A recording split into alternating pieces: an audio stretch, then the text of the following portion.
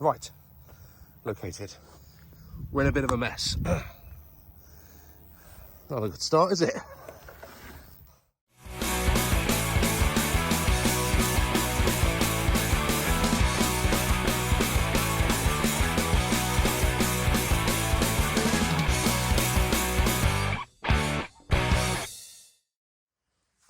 Hi everybody, welcome to the OAG's TT02 tune-up session. So I'm not going to do this all on camera. What I am going to do is stop off at any key moments that I think are interesting and show you guys what I'm up to. And the reason I'm not doing it all on camera is because I think this is going to be quite a long video if I was to do it on camera. Because I'm going to take the chassis, I'm going to strip it back, I'm going to clean it up. I'm going to open up the diffs and check what we've got going on in the diffs. I haven't said this, but the shocks are getting replaced. I've got some somewhere. Here they are.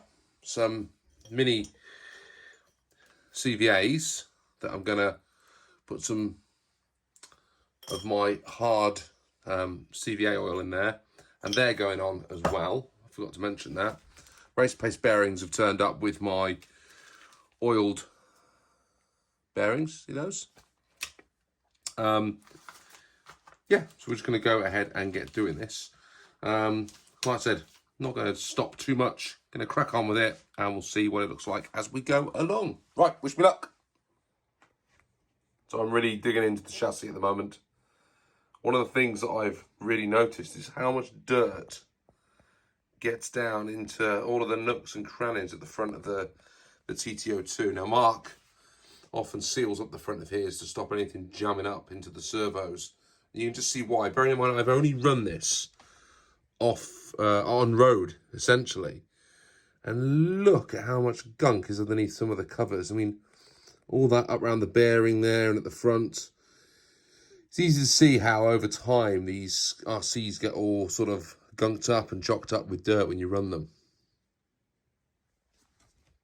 Now I've got it all open and cleaned out, I've decided that I'm just going to stick the high-speed gear set in with the 64-tooth spur. And the reason I'm doing that is because I don't really want to have to undo all the top parts of the chassis again to change the centre drive, to change the spur over and over again. And I know that goes against all the little bits of science that I've been doing to upgrade as I've been going along. And yes, I know that I could get more content if I was to do it gradually. But to be quite honest, it's just taken me like an hour to strip this thing back. I don't really want to do it again. So we're just going to stick that 64 tooth in and get going with a bigger spur right off the bat. Or a smaller spur, should I say. The drive train is all done. The shielded bearings are in now. We've upgraded the centre shaft. The motor plate is in there, it's blue now. We've put the 64-tooth spur in there. So all that's left now to do is the CVAs and the steering rack. We'll get on with that next. And we are finished for this particular round of hop-ups. So in there you can now see that steering rack, which there's still a little bit of slop in the wheels, look, but nowhere near as much movement now in the steering rack as there is in the default setup.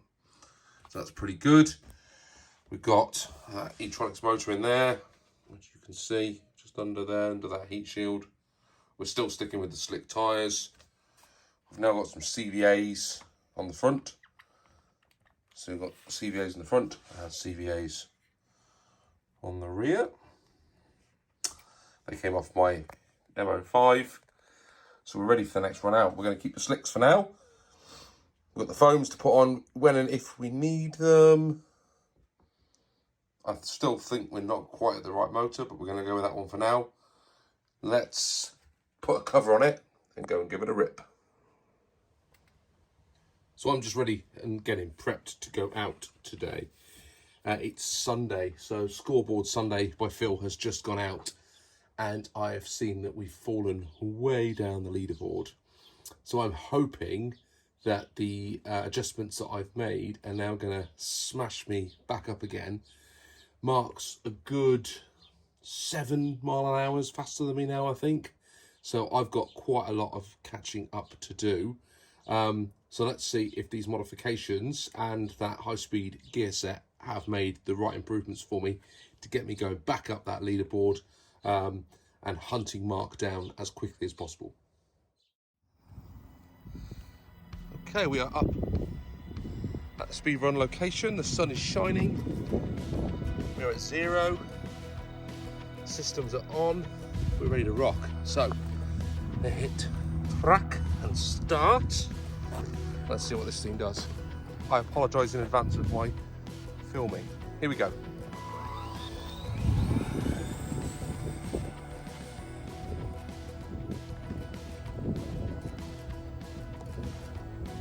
Not good. Right, located. We're in a bit of a mess. Not a good start, is it? So, what went wrong? Stop, read, 25. Not a good start. Let's warm it up nice and slow.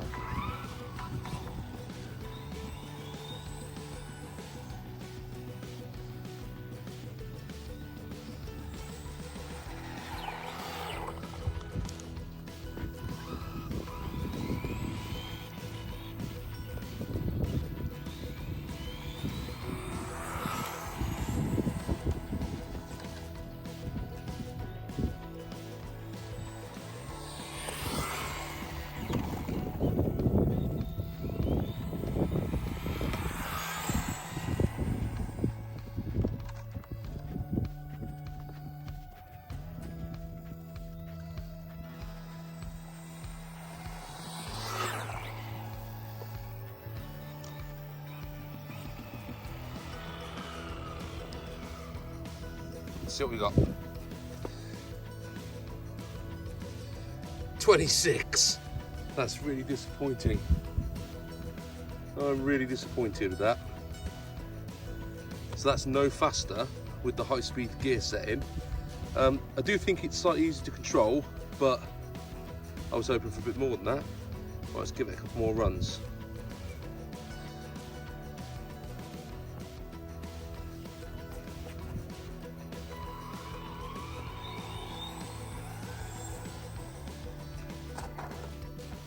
Oh dear, crashed. Right, I think we've warmed this up. One last go, here we go.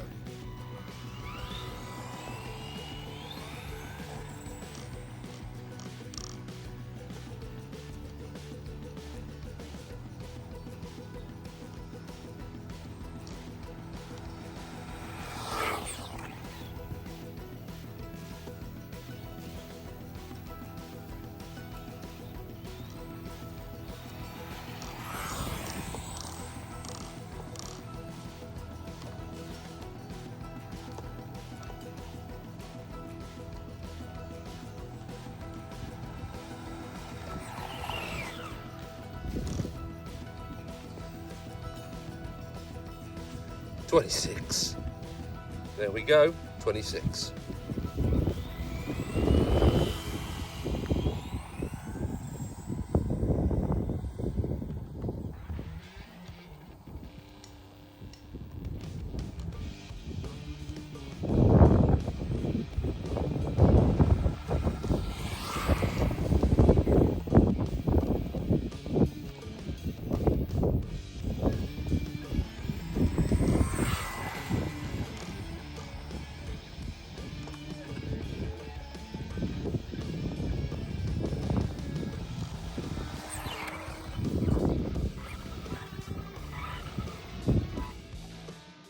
So I've got back in, and yes, I'm a little bit disappointed with 26 miles an hour because I feel it should have gone a bit better than that.